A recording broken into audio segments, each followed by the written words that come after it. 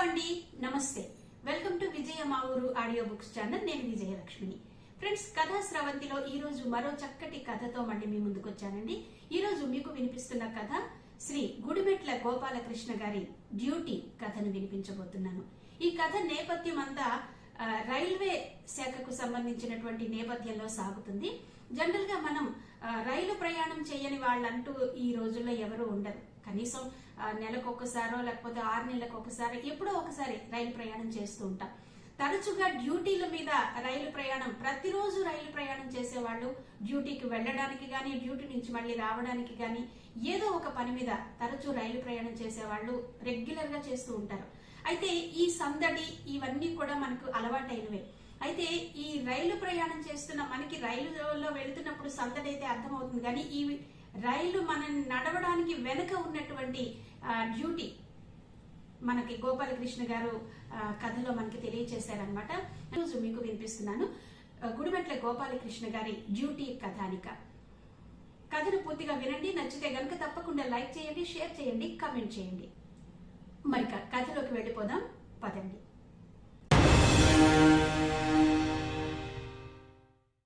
కనకారం, నువ్వు పురుషోత్తానికి హెల్పింగ్గా వెళ్ళు. రాంబాబు, బాలన్ నువ్వు తీసుకెళ్ళు. రాఘవరావు, నువ్వు మైనర్ రిపేర్ సెక్షన్లో ఆయిల్స్ చూసుకో. సత్యారావుని హెల్పింగ్కి తీసుకెళ్ళు. గురువులు, నువ్వు కార్డియం. రామాన్ని తీసుకో. సుబ్బారావు, 1-8-2-9-5 బ్రేక్ రిపేర్లు చేయి. శామ్యూల్ని తీసుకో. ప్రీవియస్ షిఫ్ట్ హ్యాండ్ ఓవర్ చేసిన జాబ్కి మనుషుల్ని సర్దేసి ఎమర్జెన్సీ కోసం రామన్ని అట్టే పెట్టి రాబోయే ఇంజన్ల మీద పనిచేసేందుకు 4 బుక్ చేస్తానని చెప్పి క్యాంటీన్లో వెయిట్ చేయమని పంపేశాడు. వాల్తేర్ డీజిల్ లోకో షెడ్ ఎప్పుడూ రణగుణమంటూనే ఉంటుంది వచ్చేపోయే ఇంజన్లతో. వాటిని పట్టుకుపోయేందుకు డ్రైవర్లు, తెచ్చిన స్టాఫు, రిపేర్ చేసే మెకానిక్లు, క్లీన్ చేసే క్లీనర్లు, క్రేన్లు, జీపులు, ఎవరి పనుల గాబరాలో వాళ్ళు. అటు హౌరా, రాయ్పూర్ల పక్క, ఇటు బెజవాడ పక్క వెళ్లేందుకు గూడ్స్ బళ్లకు, మెయిల్, ఎక్స్ప్రెస్ బళ్ల కోసం ఇంజన్లు వాల్తేర్ షెడ్ సరైన సమయంలో సప్లై చేయడానికి నిరంతరం పరిశ్రమిస్తూనే ఉంటుంది. రైల్వేలో జాయిన్ అయిన దగ్గర నుంచి షిఫ్ట్ డ్యూటీ అలవాటైన ఆవులింతలు మాత్రం తగ్గలేదు సూపర్వైజర్ రామారావుకి. మరో 10 నిమిషాల్లో శంకర్రావు రింగ్ చేస్తాడు. గురుగారు, ఇన్కమింగ్ నోట్ చేసుకోండి అని. నిజానికి రామారావు శంకర్రావు కన్నా 5 ఏళ్లు చిన్న. ఎప్పుడూ కలుసుకోలేదు. ఫోన్లో మాత్రం గత 5 సంవత్సరాలుగా పరిచయస్తులు. రైల్వేలో ఇలాంటి పరిచయాలు కోకొల్లలు. ఫోన్ రింగ్ అయింది. రిసీవర్ ఎత్తాడు రామారావు. శంకర్రావు గొంతు. గురుగారు, కొంప మునిగింది. కోరమండల్ ఎక్స్ప్రెస్కి వెళ్లాల్సిన ఇంజన్ యార్డ్లో ఫెయిల్ అయ్యింది. మరో ఇంజన్ ఉంటే ఇచ్చేయండి, షంటర్ను పంపిస్తాను. ఇంకా 8 గంటలు టైం ఉంది కదండి, గాబరా పడతారే, ఏదో ఒక ఇంజన్ ఇస్తానులేండి అని ఫోన్ పెట్టేశాడు రామారావు. పవర్ కంట్రోలర్ శంకర్రావు అంటే రామారావుకి సానుభూతి. ఇంజన్లు ఏవేవి ఎక్కడెక్కడ పనిచేస్తున్నాయో, ఏవైనా ట్రబుల్స్ ఇస్తున్నాయో కాకుండానే షెడ్లో ఉన్న ఇంజన్లు రిపేర్ అయ్యి సరైన సమయానికి షెడ్ వదిలేందుకు వీలు కాని పరిస్థితుల్లో ఏదో ఐడియా ఇచ్చి ఎవరిని బాధ పెట్టకుండానూ రైల్వేకి నష్టం లేకుండానూ 1000 కళ్లతో చూస్తుంటాడు. కాబట్టి షెడ్లో ఉన్న ఇంజన్ల చరిత్ర తిరిగేశాడు రామారావు. కోరమండల్కి ఫిట్ అయిన ఇంజన్ ఒకటి లేదు. ఈసారి కంగారు పడ్డం రామారావు వంతయింది. ఇన్కమింగ్లో ఏమున్నాయో తరచి చూశాడు. శంకర్రావుకి రింగ్ చేశాడు. మొదటిదే మంచి ఇంజన్, అదృష్టం అంటే అలా ఉండాలి. రామారావు అనుకోవడమేంటి, 1-8-3-3-6 షెడ్ టచ్ అయిందని కప్లింగ్ బాయ్ చెప్పడమేంటి, ఒక్కసారే జరిగిపోయాయి.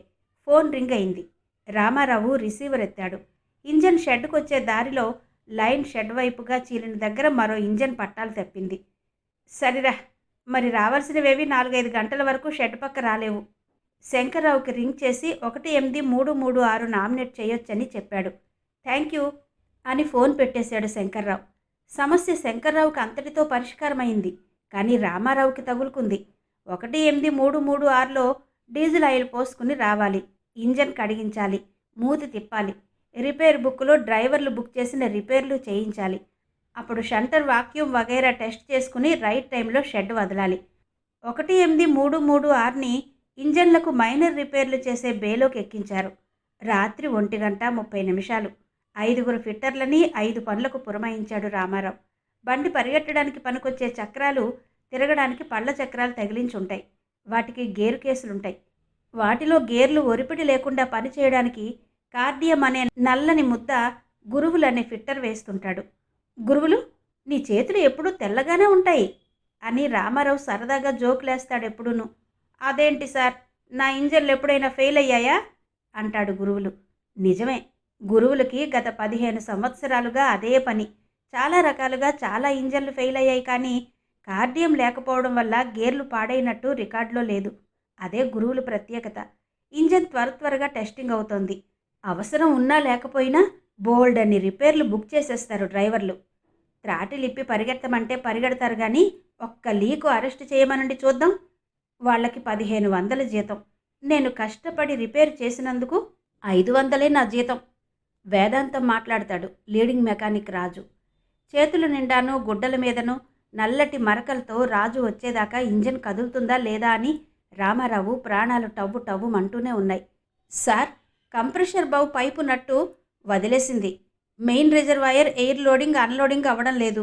ల్యూబ్ ఆయిల్ ఫిల్టర్ రింగు లీక్ అవుతోంది, మార్చాలి. వాక్యూమ్ టెస్ట్ ప్లేట్ మీద ఫ్లక్చువేట్ అవుతోంది. ఎయిర్ బ్రేక్ మెకానిక్కి ఇన్ఫామ్ చేశాను. ఎడం పక్క 2వ నెంబర్ సిలిండర్ హెడ్ ల్యూబ్రికేషన్ పైప్లో హెవీ లీక్. దాన్ని బిగించాను, సరే అది కట్టేసింది. Lube oil straightener Victaulic gasket ఒకటి హెవీగా లీక్ అవుతోంది. గాస్కెట్ మార్చి 2 బ్యారెల్స్ ల్యూబ్ ఆయిల్ ఇంజన్కి నింపాలి. గుక్క తిప్పుకొని రాజు కంఠం. ఇంకా చెప్పునో ఏమో. ఫోన్ రింగ్ అయిందని ఆపేశాడు రాజు. రిసీవర్ ఎత్తాడు రామారావు. అవతల నుంచి, నేను శ్రీహరిని, అకౌంట్ క్లర్క్ శ్రీహరిని, ఎక్స్చేంజ్ నుంచి మాట్లాడుతున్నాను. చెప్పండి శ్రీహరి గారు, ఇంత రాత్రప్పుడు అన్నాడు రామారావు. మీ మిస్సెస్ ఒంట్లో బాగుండలేదు కదా, ఇప్పుడు ఇంకా తీవ్రంగా ఉంది.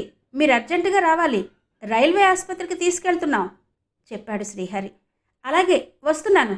ఫోన్ పెట్టేశాడు రామారావు. రాజు, జూనియర్ ఛార్జ్మెన్ ప్రసాదరావు గారిని పిలు.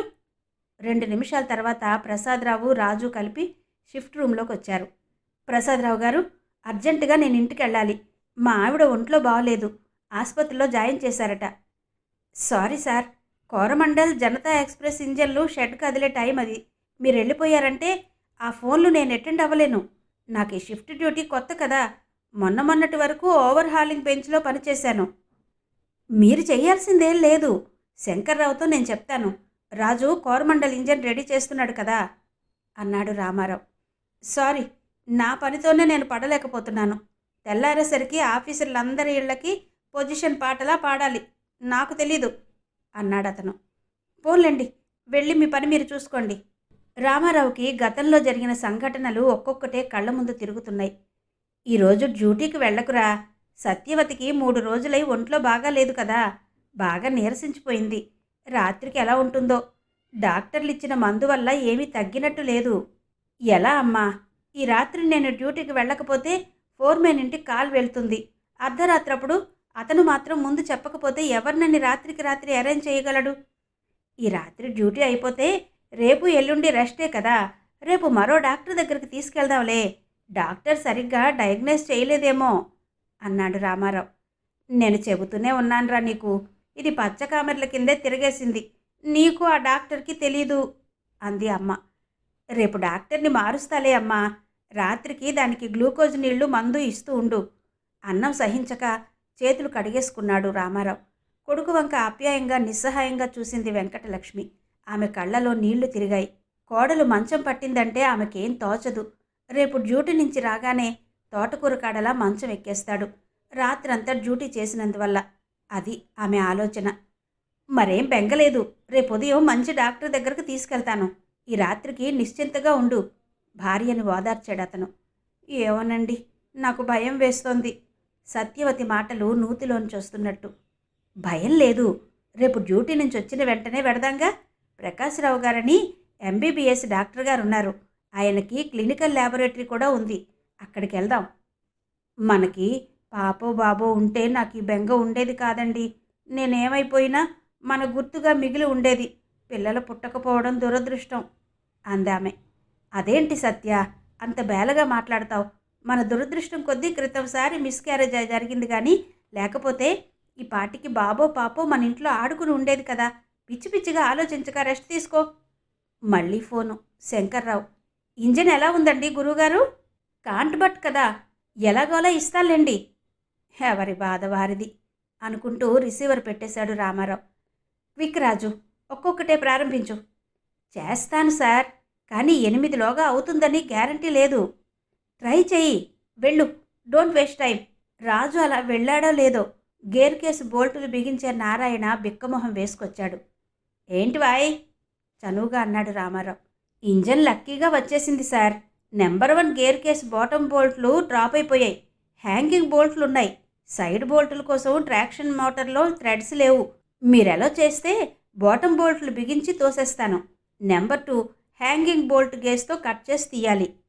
నారాయణ, హరికథలు చెప్పక వేగం వెళ్ళి గ్యాస్ కట్టర్ని తీసుకెళ్ళి ఆ పని చూడు. హరిప్రసాద్ని హెల్ప్ చేయమను. ఒకరి జాగాలో 2 చొప్పున 5 జాగాలో 10 మందిని పట్టుదలగా వేసేసి పనిధ్యాసలో పడ్డాడు రామారావు. ఆ క్షణం అవసరం అలాంటిది మరి. సూపర్ ఫాస్ట్ ఎక్స్ప్రెస్ ఒక్క క్షణం షెడ్ అకౌంట్లో డిలే అయినా ఫెయిల్ అయినా మర్నాటికల్లా నీకు ఇంక్రిమెంట్ ఎందుకు బంద్ చేయకూడదు అని మెమో అందిపోతుంది. సంవత్సరం ఎదురు చూసే అపురూపమైన 15 రూపాయల ఇంక్రిమెంట్ ఒక్క క్షణంలో స్వాహ. మళ్ళీ రాజు ప్రత్యక్షం. సార్, విక్ట్రాలిక్ గాస్కెట్ మార్చాను, లీక్ కట్టలేదు, మీరొకసారి రండి సార్. రామారావు గొంతు ఒక్కసారిగా తడారిపోయింది. ఎప్పుడూ ఇంత టెన్షన్ రాలేదు డ్యూటీలో. సీసాలో చల్లని నీళ్లు గొంతులో పోసుకున్నాడు. సెక్షన్లో తిరిగే అతి ముఖ్యమైన కోరమండల్ ఎక్స్ప్రెస్. దానిలో జనరల్ మేనేజర్ ప్రయాణం చేయొచ్చు. సాక్షాత్తు రైల్వే మినిస్టరే ప్రయాణం చేయొచ్చు. అసలు ఎవరూ అక్కర్లేదు. ట్రైన్ అంతా ఖాళీగా ఉన్నా సరే లేట్ స్టార్ట్ అయినందుకు తనకు చివాట్లు ప్లస్ కాన్ఫిడెన్షియల్ రిపోర్ట్స్ ఖరాబ్ అవడం తప్పవు. పద. చేతిలో టార్చ్ లైట్తో ఇంజన్ మీదకు నడిచాడు రామారావు. నిజమే, లీక్ కట్టలేదు. గ్యాస్ కట్ వేసి ప్యాకింగ్ ఇచ్చి నట్లు బిగించేసరికి గంట పట్టింది. అప్పుడొచ్చి పడ్డదో కొత్త సమస్య. మెయిన్ రిజర్వాయర్ డ్రైన్ అవ్వడం లేదు. లోపల కండెన్సేట్ ఎక్కువైపోయి రిజర్వాయర్ గాలంతా నీరైపోవచ్చు. మామూలుగా వైరు ముక్క తోస్తే ఫస్ట్ మనీ గాలి ఊదే ఎంఆర్ కూడా ఈరోజు అల్లరి పెడుతోంది. ఇంకో 2 గంటల్లో ఇంజన్ షెడ్ వదలాలి. రాజు, గట్టిగా ప్రయత్నించు అని అలసటతో షిఫ్ట్ రూమ్కి దారి తీశాడు రామారావు. ఎంఆర్ డ్రైన్ అవ్వకపోయినా సరే ఇంజన్ని వదలడానికే నిశ్చయించుకున్నాడు. ఆ క్షణంలో అతను ప్రతిదీ రూల్ ప్రకారం వెళితే అసలే బండి తిరగకపోవచ్చు. అలా అని రిస్క్ తీసుకోనూ కూడదు. ఆ రెండిటి మధ్య ఆరో ఇంద్రియం చెప్పిన కాంప్రమైజ్తో పనులు జరుగుతాయి. క్యాంటీన్లో టీ తాగి షిఫ్ట్ రూమ్లో అడుగు పెట్టాడో లేదో బిక్కముఖం వేసుకుని అక్కడున్నాడు రాజు. చూసుకోలేదు సార్, 7R వాటర్ జంపర్ కూడా హెవీ లీక్ అవుతోంది. ఒళ్ళు మండింది రామారావుకి. అయినా అతడికి ఇప్పుడు కోపం కూడా పిలిస్తే రావడం లేదు. కొంప ముంచేవయ్యా, బండి లేట్ స్టార్ట్ అవ్వకుండా నువ్వే చూడు అన్నాడే కానీ రామారావు మనసులా లేదు. మరింత మెత్తగా 4:30 అయిపోయింది టైము. ముందు వెనక చూడకు. ఇంజన్ని వాటర్ కాలంలో పెట్టిస్తాను కానీ గాస్కెట్ మార్చి అవతల పారే. నువ్వు వెళ్ళి మార్షలింగ్ బాయ్ సుబ్బారావును పంపు. మరో గంటలో ఇంజన్ సిద్ధమైంది. షెడ్ నుంచి బార్ లైన్ పక్క ఆ ఇంజన్ టీవీగా వెళుతుంటే షంటర్ పంచింగ్ విజిల్ మ్యూజికల్గా కొడుతుంటే రామారావు ప్రాణానికి హాయ్ అనిపించింది. శ్వాసకోశాల నిండా తృప్తిగా గాలి పీల్చిన క్షణం అది. అది శ్రమకు తగ్గ ఫలితం. అందులో ఎంత చీదర ఉన్నా చివరకు కలిగేది గర్వమే. చేసినది చేయించింది డ్యూటీ అయినా 1000 త్యాగాల దర్పం మనసుని ఆవహించే నిమిషం అది. ఉద్వేగానికి ఉత్కంఠకి శ్రమకి ముడిపడిన కర్తవ్య దీక్ష సాధించిన ఆ అనుభూతి విలువ రూపాయలతో పైసలతో కొలవలేరెవరు. ఎవరో మొండి ఆడిట్ వాళ్ళు తప్ప. మళ్ళీ ఫోన్ రింగ్ అయింది. హలో, రామారావు గారండి? నేను శ్రీహరిని మాట్లాడుతున్నాను, రైల్వే హాస్పిటల్ నుంచి. చెప్పండి అన్నాడు రామారావు హుషారుగా ఇంజన్ బయలుదేరిపోయిన విజయ గర్వం తలకెక్కి. I have bad news for you sir. Sorry, మీ ఆవిడ పోయారు. 10 నిమిషాలయ్యింది. మీ అమ్మగారిని పట్టుకోలేకపోతున్నాం. మీరెలాగో బయలుదేరి రావాలి. ఒక్కసారిగా తల తిరిగినట్టయింది రామారావుకి. ఫోన్ అలా వదిలేశాడు. కుర్చీలో కూలబడ్డాడు. శ్రీహరి చెప్పినది నమ్మబుద్ధి కాలేదు. కానీ అది వాస్తవం. జీవితానికి అర్ధభాగం సత్యవతి. ఆమె మరిక లేదు. రామారావు మౌనంగా 1/2 నిమిషం ఆక్రోశించాడు. 8 అవ్వడానికి ఇంకా 2:30 గంటలుంది. సరిగ్గా 13వ రోజున మళ్ళీ అదే అర్ధరాత్రి షిఫ్ట్ డ్యూటీ ఎక్కాడు రామారావు. ఇంజన్లు గొడవ ప్రతిరోజు మామూలే.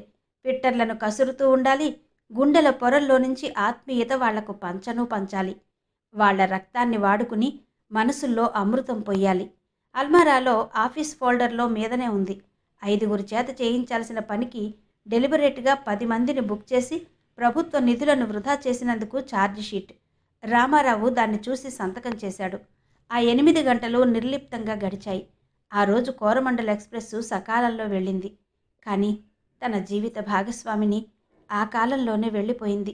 రైట్ టైం, రాంగ్ టైంల జమిలి నేతలో నుంచి తనకు ముట్టిన బహుకృతి ఈ ఛార్జ్ షీట్. ఎంత వద్దనుకున్నా ఈ విషయంలో డిఎంఈని కలవాలని అనిపిస్తోంది. 8 గంటలైంది టైము. జనరల్ షిఫ్ట్ ఆఫీసర్లు, సూపర్వైజర్లు, వర్కర్లు పొలోమని 8 గంటల పొజిషన్ని బోర్డు మీద నుంచి డైరీలోకి ఎక్కించుకుంటున్నారు. ఏసీ రూమ్లో ఆఫీసర్లందరూ కూర్చుని ఆ షిఫ్ట్లో జరగవలసిన పనిని సమీక్షించుకుంటున్నారు. రూమ్ తలుపులు తెరుచుకుని ఒక చేత్తో గుడ్ మార్నింగ్లు చెప్పుకుంటూ రామారావు, 11 గంటలకు వెళ్ళవలసిన బొకారో ఎక్స్‌ప్రెస్‌కి ఇంజన్ రెడీ కాలేదు సార్.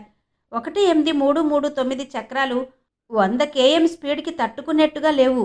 18220 ఉంది, కానీ ట్రాక్షన్ మోటార్ బ్లోయర్ మార్చాలి. బేరింగ్స్ పోయాయి. ల్యూబ్ ఆయిల్ రాత్రి 1504 లీటర్లు వాడాం. డ్యూటీలో ఎవరికీ ఇంజురీస్ లేవు. అటెండెన్స్ 70%. అనంతం రాత్రి బాగా తాగి వచ్చాడు, డ్యూటీకి తీసుకోలేదు చెప్పాడు రామారావు. ఐసీ. సిగరెట్ దమ్ము గట్టిగా లాగుతూ ఏఎంఈ రమణారావు అన్నాడు. మా ఓవర్ టైం బిల్లు పాస్ చేయరంట సార్ అన్నాడు పక్కనే నిలబడ్డ రాజు, సంతకానికి తెచ్చిన రిపేర్ బుక్స్ టేబుల్ మీద పెడుతూ. సాధారణంగా అలా సంతకాలు కావలసిన రిపేర్ బుక్స్ టేబుల్ మీద పెట్టేయరు. ఒద్దిగ్గా ఆ పేజీలు తెరిచి పట్టుకుని అధికారిక కలం మొన తన పోటు ఎక్కడా అని వెతుకుతున్న సమయంలో ఒక వేలు చూపించడం రివాజు. అదేం పాటించకుండా అలా నిర్లక్ష్యంగా పుస్తకాన్ని బల్ల మీద పెట్టేయడం చూసి రమణారావు మండిపడ్డాడు. ఎవరి దన్ను చూసుకునోయ్ మీ పొగరు? ఛార్జ్ అప్పజెప్పినట్టు ఆఫీసర్ షిఫ్ట్ డైరీలో సంతకం చేసేస్తే రామారావు డ్యూటీ దిగిపోవచ్చు. ఈ విషయం జనరల్ డ్యూటీకి మాత్రమే వర్తించేటట్టు పద్ధతి పెట్టాడు రమణారావు. పరిస్థితుల్ని అర్థం చేసుకోవడం, విశ్లేషించుకోవడం సులువవుతుందని, ముఖాముఖిని కొన్ని సంగతులు ఈ మూలంగా తెలుసుకోవచ్చునని వ్రాసుకునే పద్ధతిని అధికారుల ఆమోదానికి తెచ్చాడు. సంతకం చేయడానికి అక్కడ కలం పెట్టినంతలో ఫోన్ మోగింది. అంతే, సంతకం వాయిదా పడింది. Hello, AME Ramanarao speaking. I see, నేను గంటలో వస్తాను, సరిపోతుందా? అలాగా, సరే వస్తున్నాను. ఫోన్ పెట్టేసి రమణారావు లేచాడు. ల్యాబొరేటరీకి వెళ్లే ధోరణిలో సిగరెట్ పెట్టే, అగ్గిపెట్టే చేతపుచ్చుకున్నాడు. సైడ్ డోర్లో నుంచి వెళ్ళాడు. రామారావు, రాజు మొహాలు చూసుకుని రూమ్ విడిచి వచ్చారు. చూశారా సార్, వాళ్ళు చేసే పనులు ఎలా ఉంటాయో? 2 సంతకాలకి బద్దకించి ఎక్కడికో వెళ్ళిపోతున్నాడు. నాకు తెలుసులేండి ఎక్కడికి వెళ్తున్నాడో. రాత్రి తెల్లవార్లు జాగారం సార్. ఐఓడబ్ల్యూ లక్ష్మణాచారి గారి ఇంట్లో పార్టీ, భజానా పేకాట సార్, అక్కడికే అన్నాడు రాజు. మర్నాడు ఉదయం ఛార్జీ అందిస్తున్నప్పుడు రామారావు మనవి చేసుకున్నాడు. సార్, మొన్న నాకు అన్యాయంగా ఛార్జ్ షీట్ ఇచ్చారు. ఆ రాత్రి అంతమందిని బుక్ చేయకపోతే పనులై ఉండేవే కాదు. నువ్వేం చెప్పదలుచుకున్నావో అన్నీ రాత మూలకంగానే ఇవ్వు. అది సరే సార్, వాళ్ళ ఓటీ బిల్లులు సంతకాలు అవ్వలేదట అన్నాడు రామారావు. ఆ ఛార్జ్ షీట్ జవాబు పరీక్షించి చూశాకనే ఆ బిల్లులు సంతకాలు అవుతాయి, ఆ మాత్రం తెలీదా అన్నాడు ఆఫీసర్. మీరు ఒప్పుకుంటే సంతకాలు నిమిషాల మీద అయిపోతాయి సార్. ఎందుకంటే ఆ రోజు నేను బుక్ చేసింది కేవలం అటాక్ రిపేర్స్ కోసం తప్ప మరోటి కాదు. కోరమండల్కి ఇవ్వాల్సిన ఇంజిన్ సర్దేశాక 18221, 17335 కూడా చూసి వాళ్ళంతా మధ్యాహ్నం 12 గంటలకు ఇళ్లకు వెళ్ళారు. చెప్పాను కదా రాసిమ్మని అన్నాడు ఆఫీసర్. ఆ మర్నాడు జనరల్ షిఫ్ట్కి వచ్చిన వర్కర్లు ఎవరూ టోకెన్లే తీసుకోలేదు. ఎక్కడి ఇంజన్లు అక్కడే ఆగిపోయాయి. షెడ్ స్టాఫ్లో లైటనింగ్ స్ట్రైక్ అనే మాటలు గుసగుసలుగా, బుసబుసలుగా, అసలు సిసలుగా వ్యాపించి అందరూ గేటు బయటకు చేరారు. ఓవర్ టైంలు శాంక్షన్ కావాలి అన్న నినాదం, అదే పిలుపు ఆ సమ్మెకు. నుంచున్న పళంగా షెడ్ అంధకారమైపోయింది. పెద్ద పెద్ద శబ్దాలు చేసే ఇంజన్లు అంతసేపు గాలి ఇప్పుడే ఆరి పూరి గుడిసెల్లా ఉన్నాయి. గేటు బయట పున్నాగ చెట్లకు ఆనుకుని నించున్నాడు రామారావు. క్లీనర్లు, ఫిట్టర్లు, హెల్పర్లు ఒకరేంటి, అందరూ అక్షరాల నేల మీద మఠాలేసి కూర్చొని రామారావు నోటంట వచ్చే వేదవాక్కు కోసం ఎదురు చూస్తున్నారు. సూపర్వైజర్లు సమ్మెలతోనూ యూనియన్లతోనూ పెట్టుకోరు. కానీ రామారావుకి ఆ పరిస్థితుల్లో ఉన్న వర్కర్లని అలా వదిలేసేటంత నిర్లిప్తత లేదు. ఆ బైఠాయింపు డిఎంఈ జీపు చప్పుడుకి కానీ సామీప్యానికి కానీ చేరలేదు, బెదరలేదు. What is going on here సాహెబ్? ఎకానే హర్తాల్ చల్చే అన్నాడు దిలీప్ ముఖర్జీ అనే grade 1 fitter. But why? Overtime దిలోనా? AME Ramanarao garu over time ఇవ్వలేదు. ఆ రోజు రామారావు గారు 5 ఫిట్టర్లకు బదులు 10 మందిని బుక్ చేసినందుకు అన్నాడతను. Over time ఎప్పటిది? బెంగాలీలో అడిగాడు డిఎంఈ. 12 రోజుల క్రితంది. ఇన్నాళ్ళు ఎందుకు ఊరుకున్నారు? రామారావు భార్య పోయి సెలవు మీద వెళ్ళారు. వారు వచ్చాక చెప్తే సరిపోతుందనుకున్నాం. కానీ వారు తిరిగి డ్యూటీలో చేరాక ఓవర్ టైం ఇవ్వకపోవడమే కాకుండా వారికో ఛార్జ్ షీటు. డిఎంఈ బెనర్జీ రామారావుని ఆప్యాయంగా కౌగిలించుకొని, I'm so sorry dear Ramarao అన్నాడు. నేను విన్నాను. ఆవిడ తెల్లవారి 5:30కి చనిపోయినా కూడా నువ్వు 8 గంటల వరకు డ్యూటీ దిగనే లేదటగా. నీ వంటి ఉద్యోగులున్నందుకు నాకు గర్వంగా ఉంది. కానీ ఇలాంటి సమస్యలు వచ్చినప్పుడు సరాసరి నాతోనే చెప్పాలి. నేనెంత బిజీగా ఉన్నా సరే. ఓకే, నాకు సమ్మెలంటే చిరాకు. కిలోమీటర్ ఎర్నింగ్స్లో మన షెడ్ ఈ దేశానికే ఫస్ట్. ఇప్పుడు అదంతా ఏం కావాలి? నోనో. అవును సార్, అందుకేగా మా నోట్లో మట్టి కొడుతోంది యాజమాన్యం అన్నాడు పీటర్. ఎవరు చెప్పారు? కిందటేడు మీకందరికీ మూకుమ్మడిగా వచ్చిన 3,000 రూపాయల అవార్డు మర్చిపోయారా? కుక్కకి బిస్కెట్ పారేసినట్టు అప్పుడప్పుడు మీరిలా చేస్తుంటారులేండి. అయినా కక్ష ఉన్న వాళ్ళ పాస్లు ఇంక్రిమెంట్లు బంద్ చేస్తూ ఉంటారు కూడా అన్నాడు పీటర్. ఇతను తప్పుగా అర్థం చేసుకున్నాడు అనుకుంటాను రామారావు. ఇంతకీ ఎంతసేపు అయింది మీరు యువతలకొచ్చి? 2:30 గంటలు సార్. మీ ఏఎంఈ ఎక్కడా? ఎక్కడో పేకాట్లో ఉంటాడు సార్ అన్నాడు పీటర్. నన్ను మాట్లాడిని పీటర్ అని కసిరి రామారావు. వారు ఉదయం డ్యూటీకి వచ్చి అర్జెంట్ ఫోన్ కాల్ మీద ఎటో వెళ్ళారు సార్. ఓకే, ఇప్పుడు వెళ్లాల్సిన ఇంజన్లు ఏమేమి ఉన్నాయి?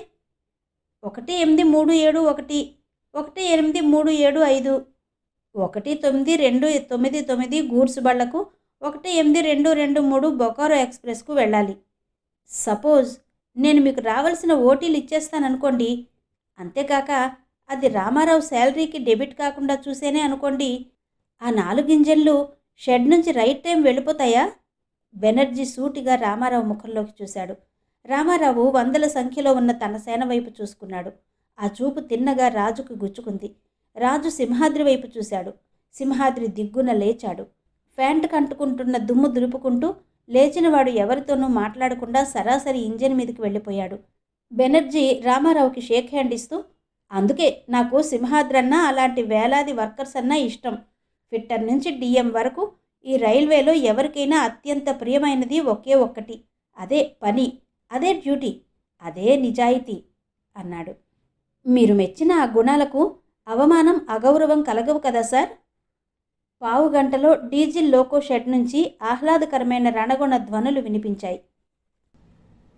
విన్నారు కదండి, డ్యూటీ కథ శ్రీ గుడిమెట్ల గోపాలకృష్ణ గారి కథ విన్నారు కదా.